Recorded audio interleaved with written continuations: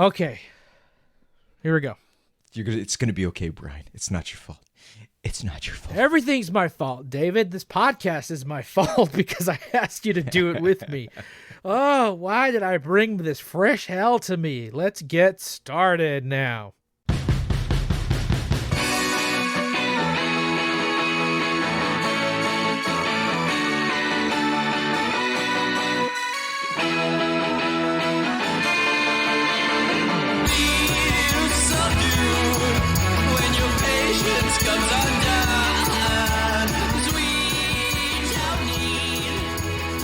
Ladies and gentlemen, welcome back to another episode of Life's a Wreck. You know what? I realized I forgot all of my notes, David. I had all of my notes, and it's the one thing I totally forgot to bring up. If you're joining us for the first time, welcome. We're glad you're here. We're glad you can make it. Hey, we're happy that you even found us. Period. This is episode I already forget because we're doing all of these out of order. My name is Brian Ortiz. My name is David Castillo. And welcome. What is the point of this show? Well, it's very simple. In my humble opinion as a human being, what is life but nothing more than a series of reactions to educational conversations with one another?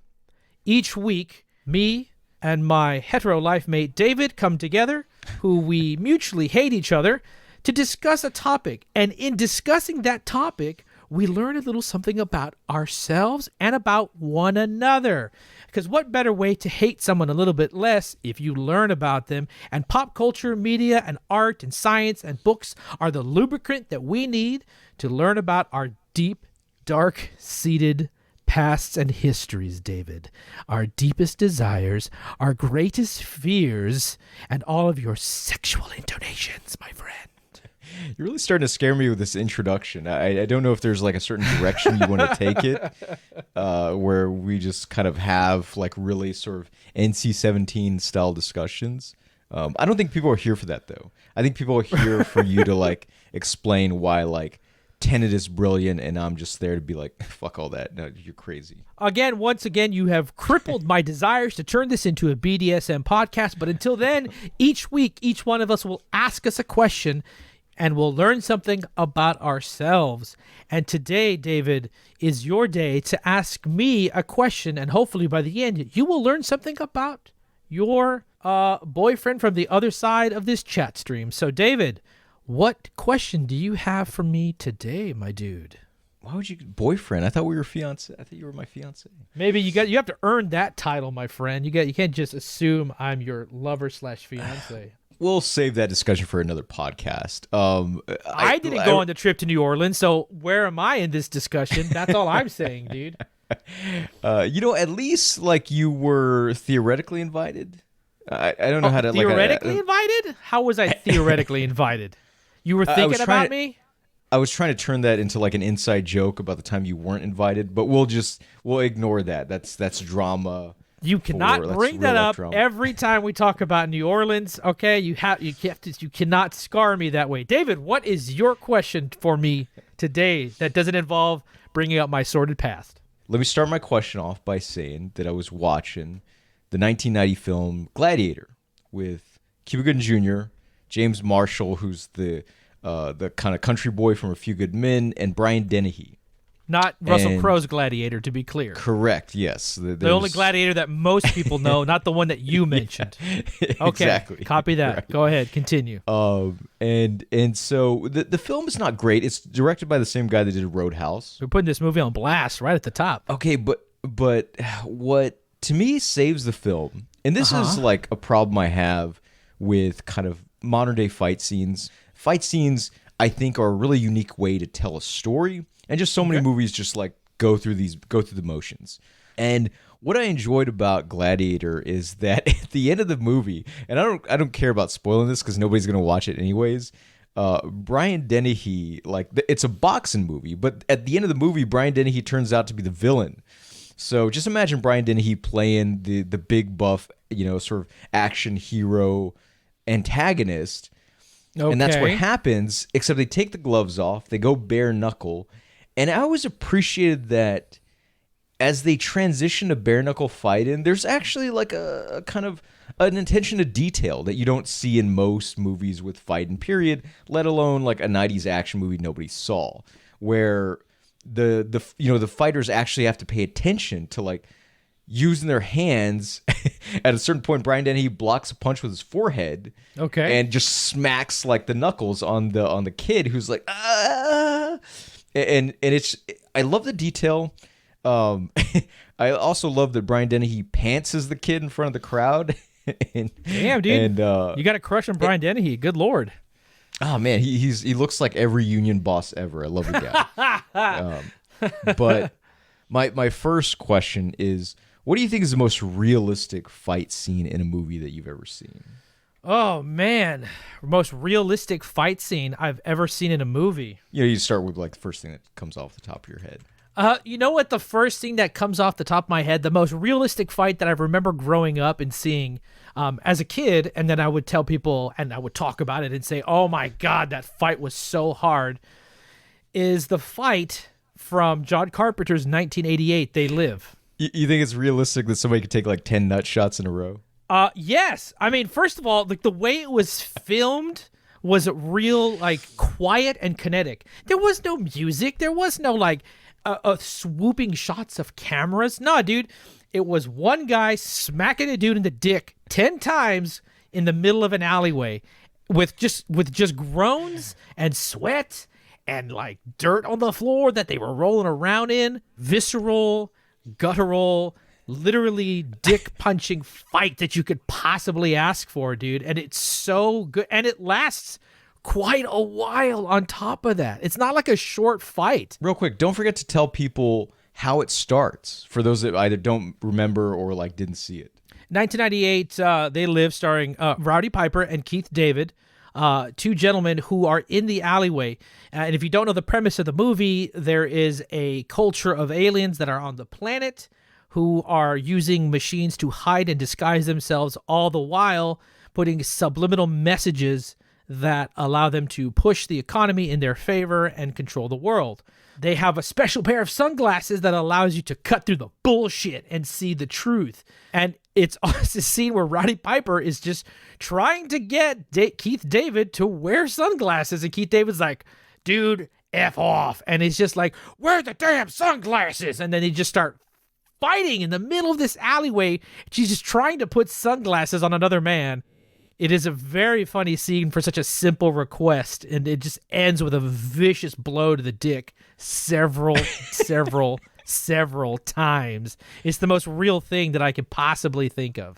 Can I just interrupt for a second, because I really love where you're going with this. You like my dick references? Man, all of our conversations go back to dick every time.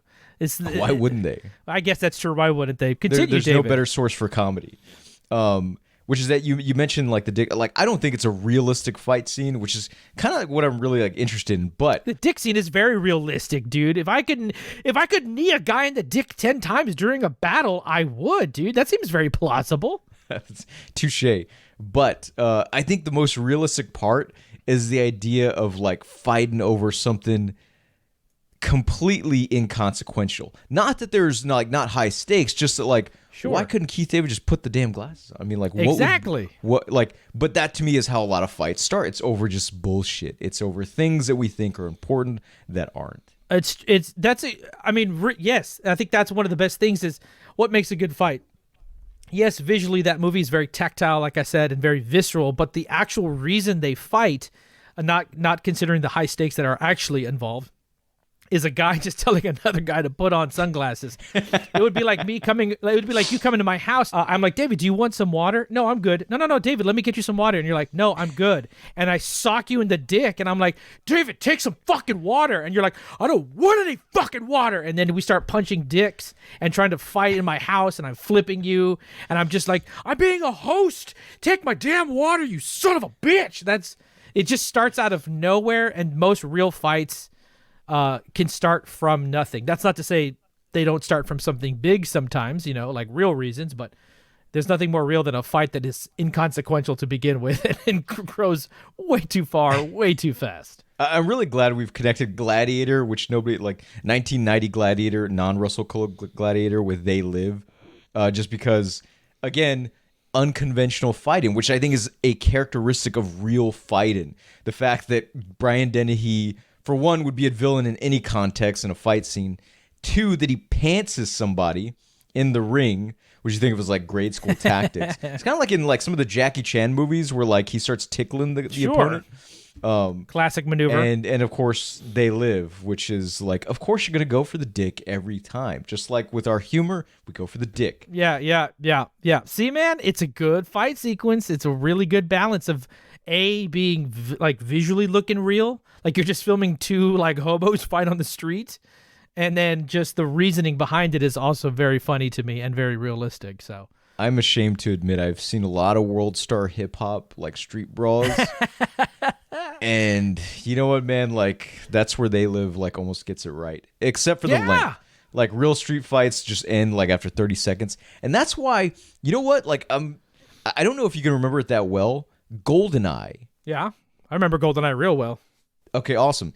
The end fight scene, I always thought was another good example of not the most well choreographed fight scene, but a realistic one where it's like one of the guys goes for the gun right away. The better fighter dominates the whole way through, and it's just and it's like lasts like a minute, right? It's not even a long fight scene. It's just like one guy getting the shit beat out of him, another one trying to use tactics, and that's it. So like, even though GoldenEye is not like, I think, a great movie or anything, I always appreciated that about that fight scene at the end. I will say though, I think it's the best of the Pierce Brosnan era.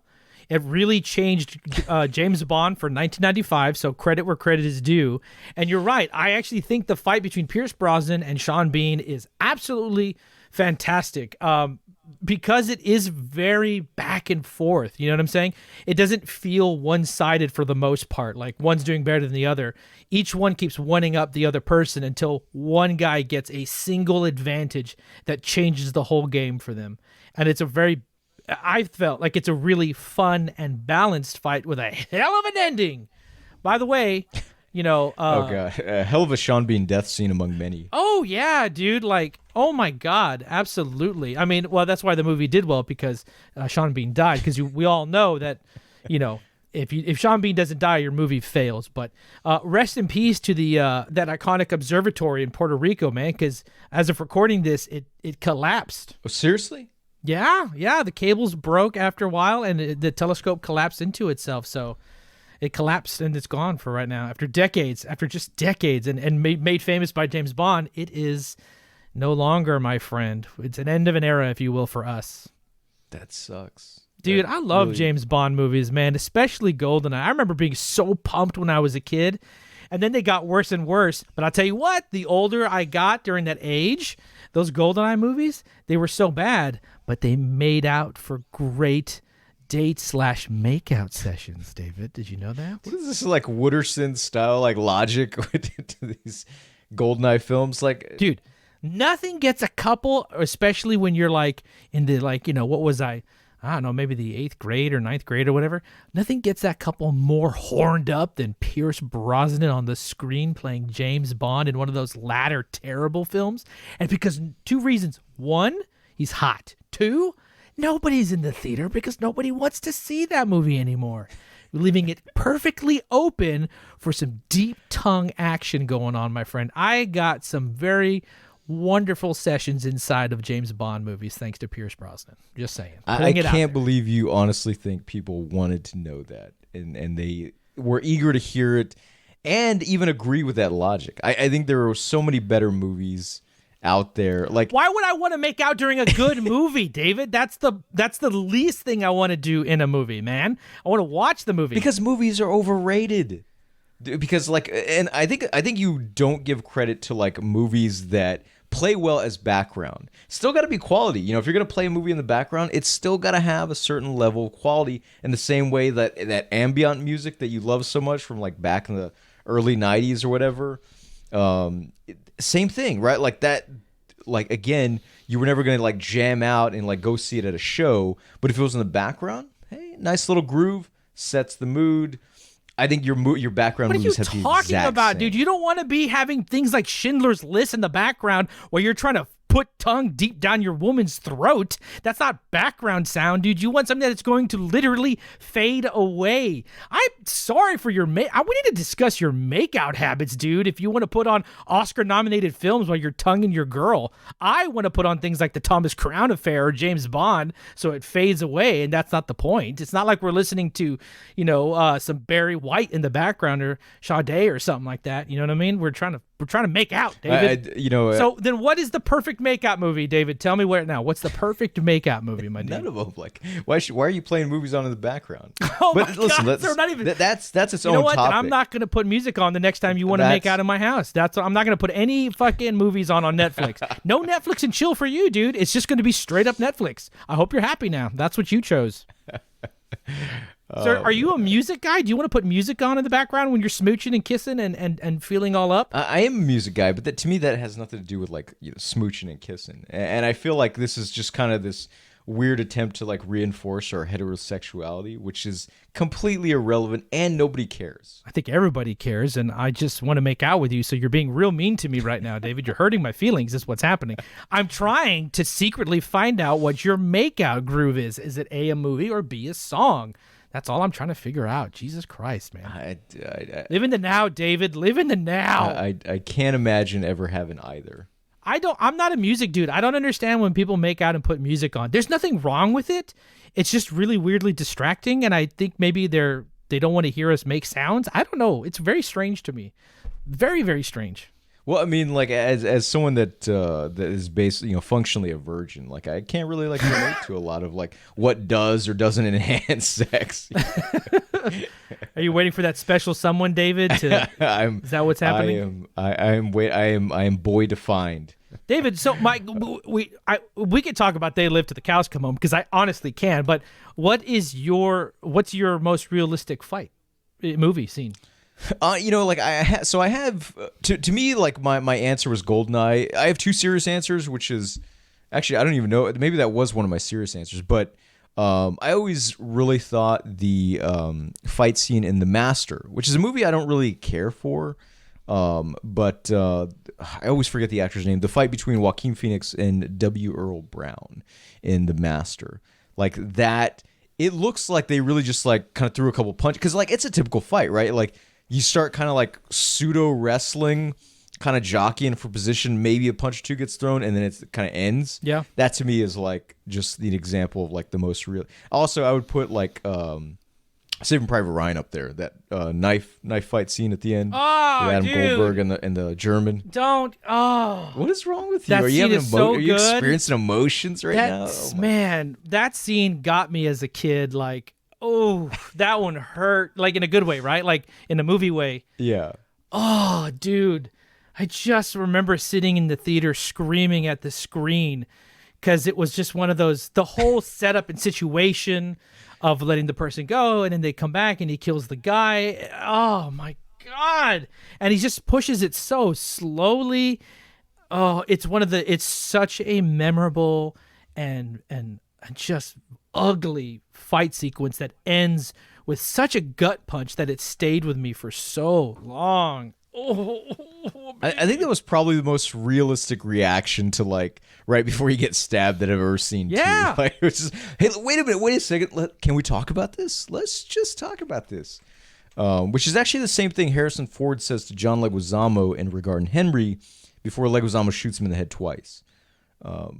I always like making references to Regarding Henry because I feel like nobody saw it, but Leguizamo does Harrison Ford dirty. Unlike Greedo, he does not miss. Adam Goldberg is the guy that gets stabbed in the knife with the knife, right? Yeah. Man, shout out to Adam Goldberg for that performance. I fucking love Adam Goldberg in almost everything he does, and that was one of those truly next level performances for me, not only in a fight but in a death scene on top of that, because you talk about memorable death scenes. That's one that, again, I had not seen that type of death scene with that type of acknowledgement behind the eyes.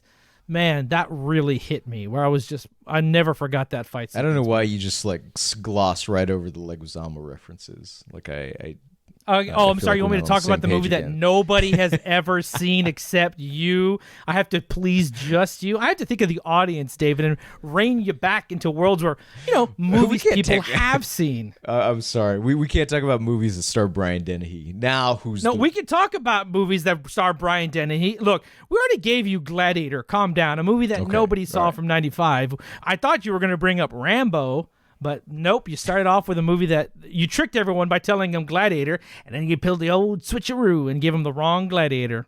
Yes. I think it's a good like I like these references because like I feel like the kind of shit that people normally say is like, oh, what about the Dark Knight Rises, that Bane versus Bat? This is like one of the least like imagine thinking you can generate power by punching someone in the middle of going backwards, as Bane does when he does that reverse spinning back fist, but he's going backwards. Somehow it rocks Batman, who's wearing this like heavy armor on his head. I think it's a well done fight scene, but just in terms of realism, it's just one of the lesser fight scenes. It's not on a They Live level or Private Ryan. Oh, level no. or anything close to that. It's a stylized, fun fight for sure, but by no means would I call that a realistic fight. But I think it wants to be realistic. I think it wants to have its cake and eat it too. Again, you're just anyways. shitting on Christopher Nolan again. That's all this is. But you know what? I'm not going to get into that, David. It's going to come to a head when we talk about Tenet, I promise.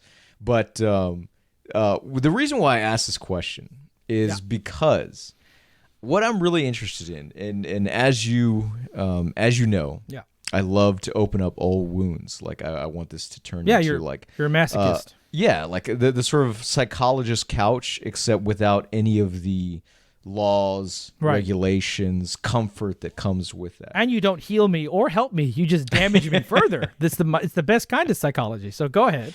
That's I mean, again, I never claimed I was anything other than an idiot. So Oh, okay. Great. it's not intentional. It's not intentional, right? Like, Okay. I'm trying to help. Okay. Just in my own way. Sure, monster. Go ahead. So the real question is, what fight scene most closely resembles a real fight in your life? Damn, I knew you were going to ask that question. I knew you were going to ask that damn question.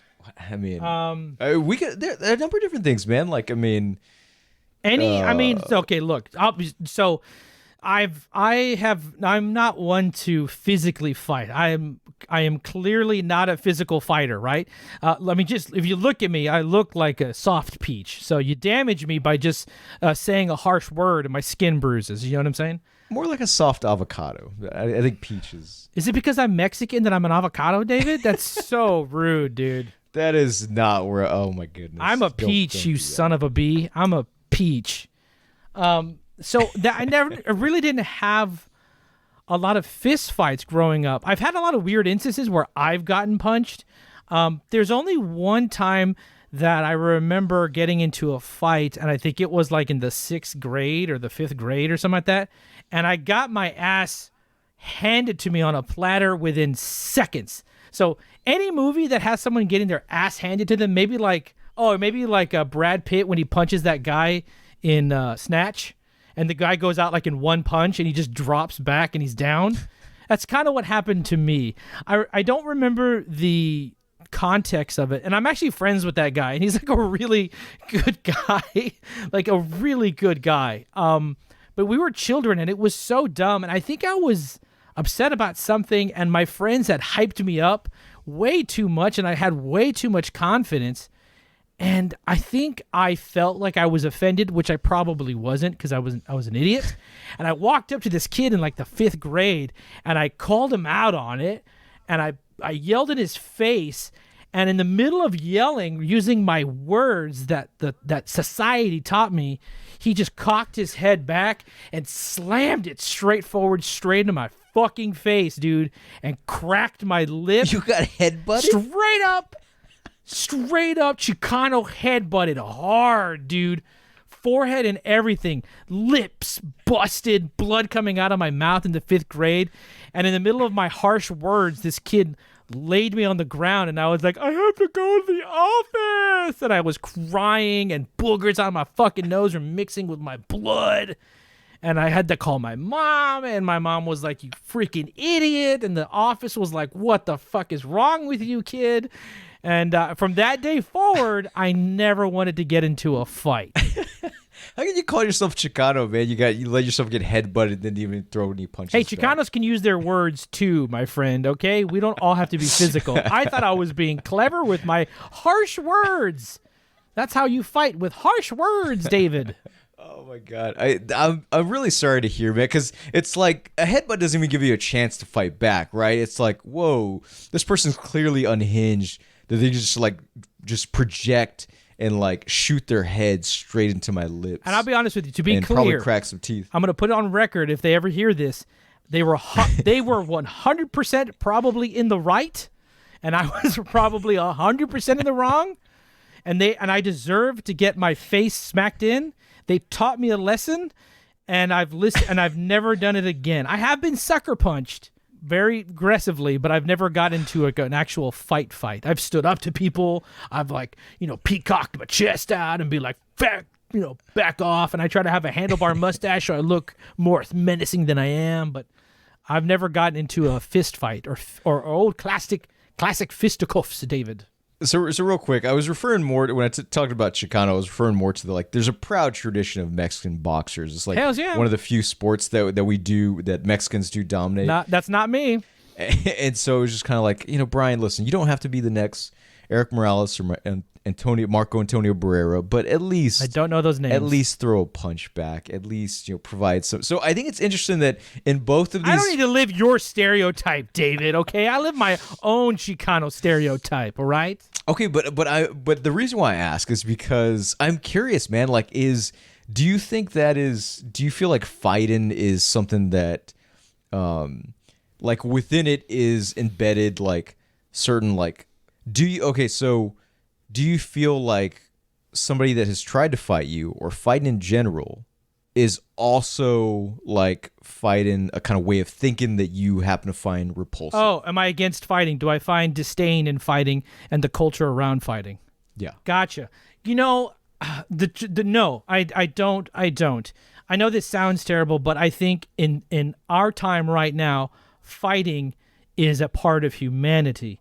I think there is definitely honor in a good fight, as a professional sport. I think that's fine. Which I wish you've never had, it wasn't.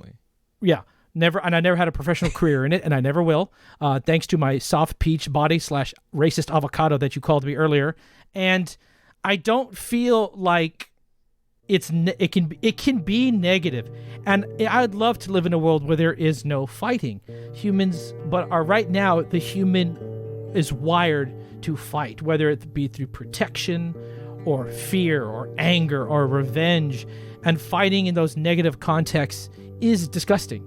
It really is. I don't want people to fight out of revenge or destruction or for pain or for hurting somebody. I don't want to see a guy beat on a woman because he feels inferior, so violence is his way of acting out on it, and vice versa. I don't want to see that. There can be honor in a good fight. It can be cathartic.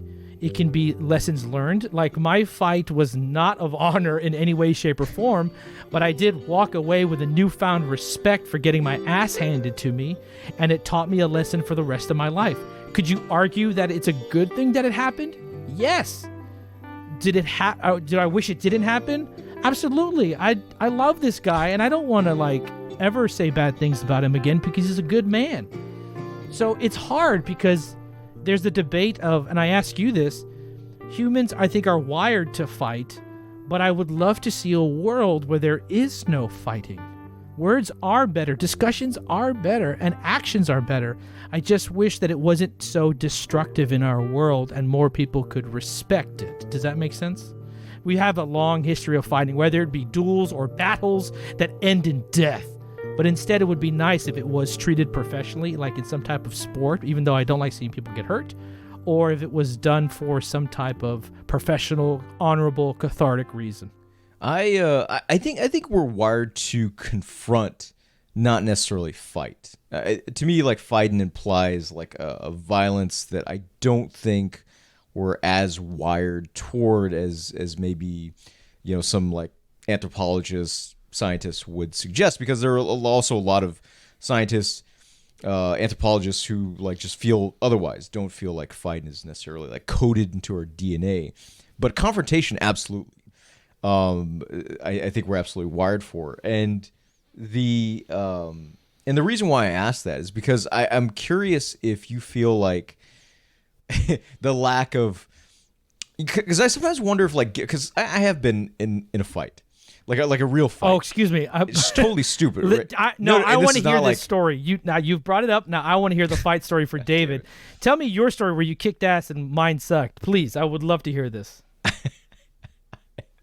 I didn't kick ass at all. Well, for one, like, you got to remember too, like, my dad was an amateur boxer. Dope. Okay? Very cool. He wanted,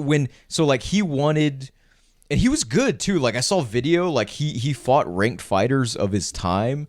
Anyways, he was good too, and he wanted me to be a boxer. Okay, so you trained. I'm guessing you did a little training. So yeah, so when I was young, so my dad really wanted me to be a boxer. My mom was like, "What the fuck are you talking about, dude? I'm not gonna my hijo like get brain damage just because you want to relive your glory days. What are you, insane?" and of course, my dad's just like, no, it'll be good for him, man. Let me kick his ass a bit, and that'll just... Oh, dang. Yeah, no, like 100%. Like, we, my dad and I, had threw some chingazos, as they say in the valley, and jeez. But my point is that, like, I like, again, and I'm not trying to like extrapolate this into some sort of large psychological phenomenon, but I do wonder if, like, well, maybe having some of that early on, like, made me a little bit more mellow in terms of like psychological warfare. Because in general, like, I'm not like the passive aggressive type. I get mad at things, but I get mad at like the big things, like whether it's politics or philosophies that I hate, Elon Musk, whatever the case may be. So I'm curious if you feel like, well, okay, yeah, I haven't been in like a physical fight, but psychologically, I fuck some people up. I'm curious if, Brian, if you can maybe just full confession right now, like, yeah, I maybe didn't throw punches at anybody, but like, I hurt them pretty bad. First of all, I want to hear the story of your fight, because now you're sneaking away from it, and I want to hear your... Okay, we got it. Your dad was a dope-ass boxer who showed you up. But what is David's actual fight where you pulled out them skills and knocked ass? That's what I need to hear first before I go on. Okay, so I feel like that was a pretty deep question. I can see why you just totally avoided it. So my fight was just like in the gym. So and it was like, I think sophomore year of college. I was going back and forth between San Antonio, where I went to college, and Dallas Fort Worth, and I loved jiu-jitsu. Like, I started watching the UFC like when it was like available at Blockbuster. So I wanted to be like, oh man, I could be Hoist Gracie, man. That's so badass. I could like choke people with my legs even though I'm like laying flat on my back. This is cool as hell, right? Okay. And so anyways, when I was doing training, it was just in the middle of training, and it's kind of like the whole sunglasses effect, right? Like, hey man, you're grabbing my belt, like, well, yeah, so we're supposed to, you can grab belts, this is not like no-gi jiu-jitsu, and it's like, fuck, you don't hold my belt, I'll hold your belt however I want, real like, kind of like low-key sexual, we're trying to like ignore that. So that's when it just turned into like a full-on like jiu-jitsu, just full-on like MMA match. And it was the kind of like dumb thing where it's like, getting in a fight is like, there's nothing noble about it. It's just messy, right? It's like you start chucking punches because you think maybe one of them will hurt, and then when the guy's not like laying flat on his back like you see in the movies, you're like, oh fuck, maybe we should do something like a little less violent. Let me go for a take. Let's wrestle. You kind of switch between. Did you win that fight, David? It got broken. It's so punches got exchanged. We wrestled. And nobody ended up on their back, and then like obviously like everybody just split us up because they're like, whoa, hey, this is jiu-jitsu, not the octagon. Sure. And it's not one of those things you're ever like proud of. Like the height of like meathead culture is like bragging about like times you got in a fight, because it's lame. It's like you letting your emotions get control of you, and people usually get hurt, especially like. I mean, I was lucky that it happened in a dojo. But so is it bad that all of my bragging comes from me getting my ass kicked all the time and not we winning any physical fights? Does that like does that lower my status in your life, David, that everything I have to say is like, oh, I got sucker punched in the face. I got hit in the gut. I cried on the floor and crapped myself. Like, is everything that I have pathetic?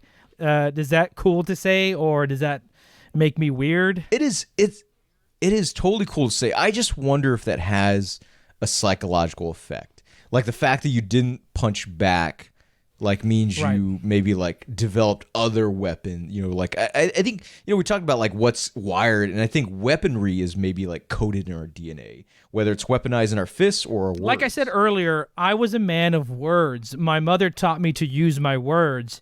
My father taught me nothing because he wasn't there. So I used words to like fight. The times that I tried to fight, and I was even nothing beats deadbeat dad humor. Exactly. Ha! Catching you there, folks.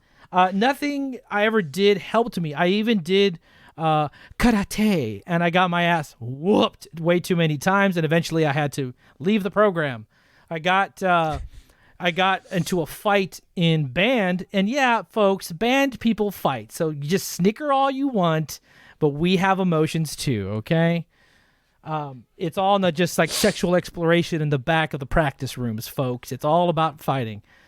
Stop pretending like it was really the American Pie experience. Were you in band?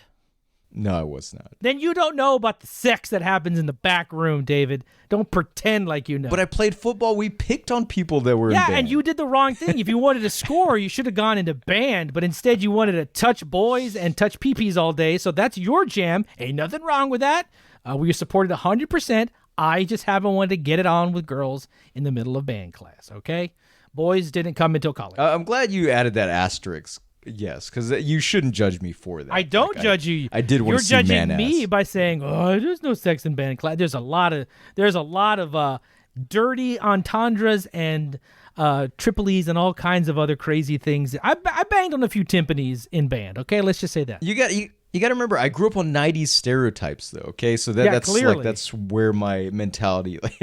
my words were my only tools because they've always been my only tools. I'm an ugly fat kid, so like the only way I could get dates or fight somebody was I either had to charm somebody for a month or two before I could get them to go out with me, or I had to use my words to try and demolish someone mentally, which then usually ended to them like punching me in the face.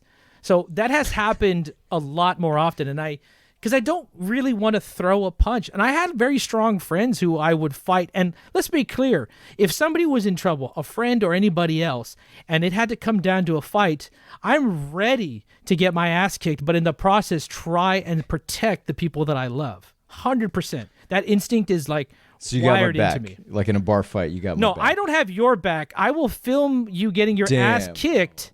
And then I will report that to the police, and then I'll put it up on our page for all of our viewers to see. And I'll feel real bad about it, though. I'll tell you what, David, I'll feel real bad about it.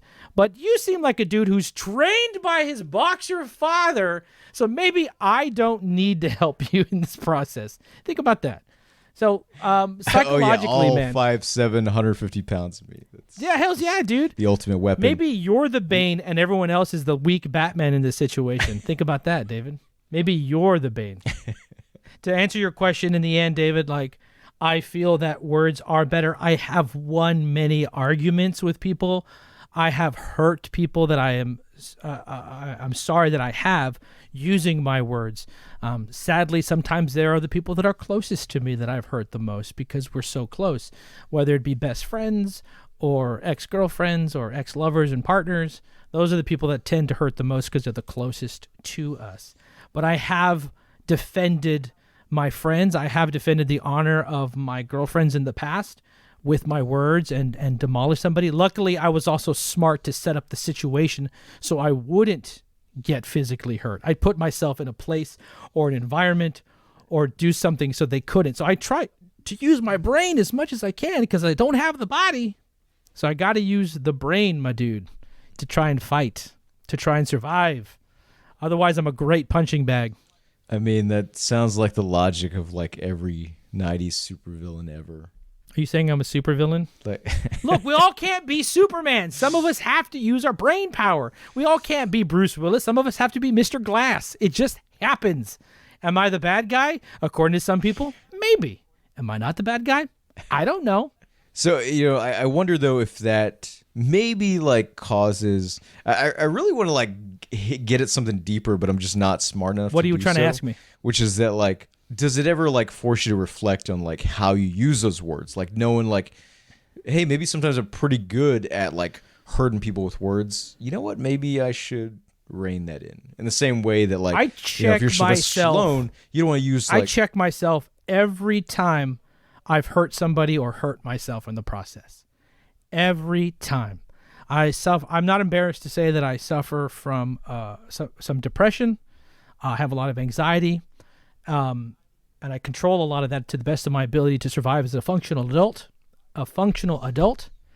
But every time I've hurt someone, and again, I relate this mostly to ex-girlfriends because those are the most passionate, obviously, or things with my family. But like the ones that I've hurt the most, the ones that I love, that I think about every day. Not a day goes by that I don't remember the vicious words that I used to either end something or hurt somebody because I was hurt in retaliation. And I feel like I used my one weapon that I have too much and crossed too many lines.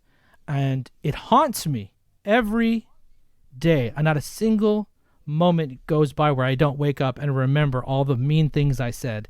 So it takes a lot for me to remember, reflect, understand, grow, and move forward every day. It's very painful. Many out there maybe know what I'm talking about. Maybe some don't, and that's fine, and that's okay. But there are people out there who know what I'm talking about. It's this collective memory that you can't forget those that have hurt. And so I have to deal with it every day. I don't like it. And that's maybe why fighting is potentially more cathartic and straight to the point and done. Because words can last a very long time, and words can hurt emotionally, whereas the physical body can heal over time. And again, I'm not speaking across the board, but I'm just saying in general, sometimes maybe a fight is not a bad thing between two people who can do it, not one-sided, because that's just abuse.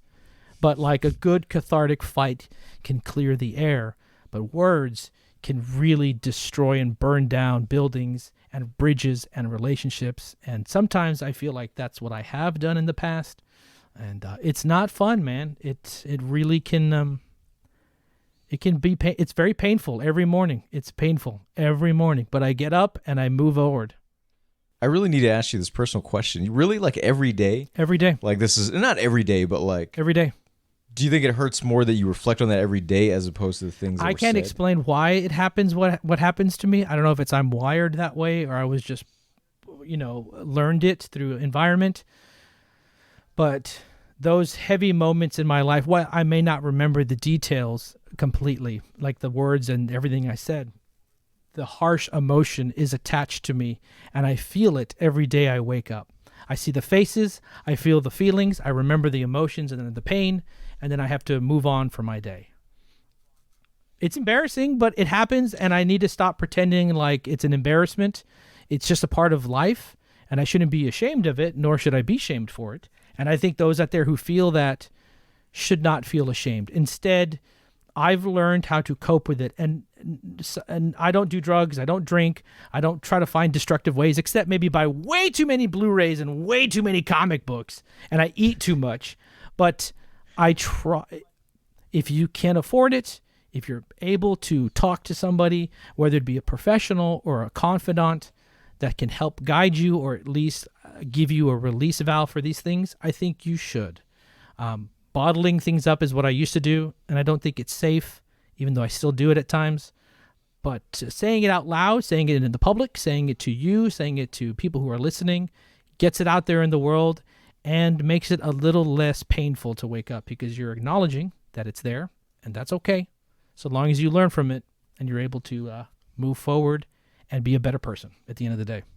That's really well said, man, and able to say it. I think a lot should be said for the fact that like you can recognize these things and like recognize that part of the challenge is forging those new emotions, like the emotions for tomorrow and the words for tomorrow that are a little more refined than they might have been yesterday. And so when we joke about fighting and the physical aspect and really like and the dick smashing especially. And I think it's really kind of more of like, it's not necessarily like physical. It's more about like, I think of a fight. Think about the fight itself, right? It's really kind of how the decisions you make in reaction to crisis. And when viewed in that context, I think you can apply it to a lot of things, like whether it's like the coronavirus or whatever the case may be. But it's like, can you make, it's not even about making the critical decisions, but like, can you realize like can you recognize a crisis when it's there in front of you? Like that's the sad, and that's so sad about like nowadays where, it's just, even at a point where like numbers keep rising, people are still like, well, fuck masks and I want my freedom, and it's just, it is, I can't imagine having like that. To me, these are always the people that talk about like somebody else, like the fight for freedom, and yet they can't do the most basic fight of wearing a fucking mask. True. Like, I mean, so that to me is when I talk about fighting, that's kind of what I really mean. And I think it's the kind of thing that I think about because of the coronavirus, but also like it can be applied to a whole lot of other things. And at the end of the day, if you are in a ring and you don't follow Brian Dennehy's lead and pants the person in front of you, then you haven't learned anything. David, that is deep as hell, and somehow you have related all of my emotional breakdown to Brian Dennehy pantsing someone in the ring. So I think that's a positive win. And at this point in the show, David, it's time to reflect, my dude. It is time for us to reflect. And so at the end of our show, we always ask this question. David, what did you learn about me today? What did you learn about my life that makes you hate me a little less? I learned that, man, you can't give it, but you can take it, and you can take it, and you can take it. And you know what? That's one of the things I didn't suspect. For one, really good selections. Like I thought you were going to say some Robert Downey Jr.'s fight as Iron Man and some bullshit. Okay, I like Marvel movies. Get over it. I'm done with this guy. But man, it's being able to, learning that like you're a guy who's you've been in the shit and you've made some mistakes and you struggle with them. And that to me is, for all of the stuff that you say about like, oh man, I'm just a little, fat brown kid, yada yada. How you react to me describes a good fighter. Oh, wow. Thank you. Being able to respond to crisis, being able to struggle, but not just like crumbling under that pressure. Because at the end of the day, you're still a guy. You got a job. You got what I presume are good friends. I got you, and that's meh. You got an awesome mom, even though I've never met her, which really like offends me. I haven't met your parents.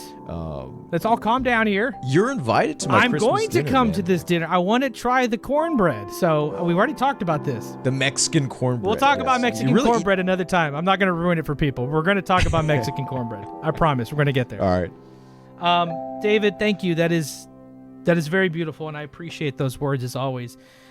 It's a real struggle. You're right. I know it doesn't sound heroic, but I do feel like I am an eternal punching bag, both physically and emotionally. But sometimes, like Captain America says, I could do this all day, and I get up and I do it again, despite what the world tells me. I had all the respect in the world, and then you make a fucking Marvel. Or I'm going to cut that part out because what I said was dope. Ladies and gentlemen, thank you so much for listening. We hope that you had a wonderful time with us.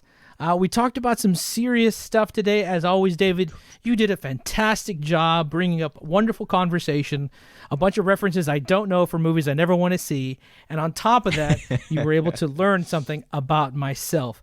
Ladies and gentlemen, if you like what you heard, please don't forget to like, share, rate those stars, give us those 5 stars, give us reviews. If it's a good review, we'll probably read it on air. If it's a bad review and you give us 5 stars, heck, we might even read that anyway. I can't wait to see what those sound like.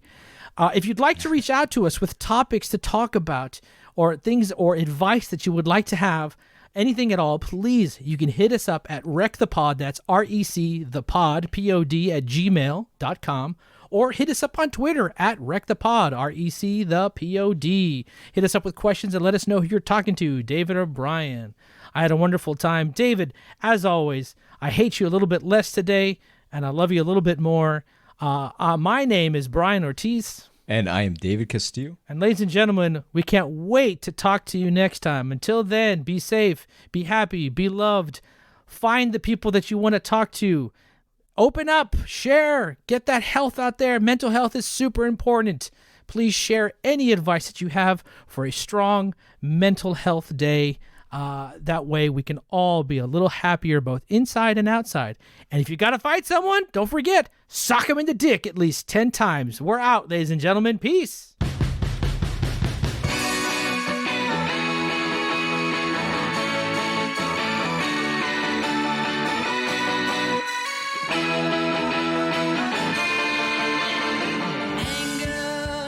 Life's a Wreck is an FC podcast production created by Brian Ortiz and David Castillo, recorded in our homes and edited by me, Brian Ortiz. Theme song and outro by Hard Power USA. Check them out on SoundCloud. And please let us know what you think about the show by rating us and leaving a comment.